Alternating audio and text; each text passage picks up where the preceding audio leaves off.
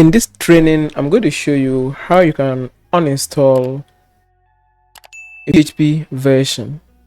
Let's say you don't need PHP version 8.1. How do we uninstall it? Well, I'll be covering that in this video. So before we uninstall your PHP version, we have to run this command to list available PHP versions. All right, so maybe you want to uninstall outmoded or old PHP version, something like 7.1 or older versions. Just run this command. So let's close this and let me clear and rerun that command. Run, and you're going to see your available PHP versions.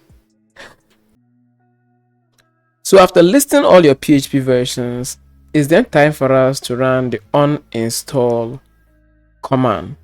So you enter this command and then make sure you specify the version you want to uninstall. In my case, I want to uninstall 8.1.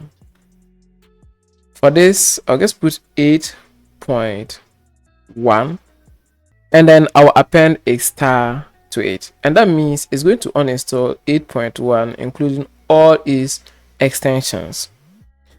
So once that is done, just hit enter and wait, and this is going to uninstall all your PHP version and its extensions. Right, hit enter to confirm the removal.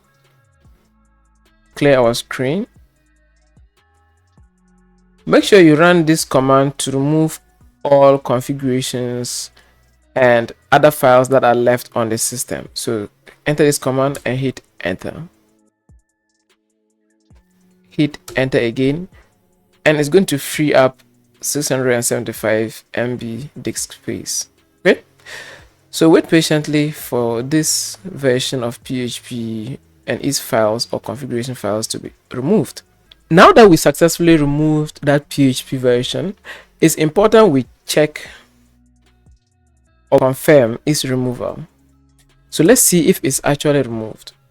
And right now we don't have PHP 8.1 available because that's what we get removed.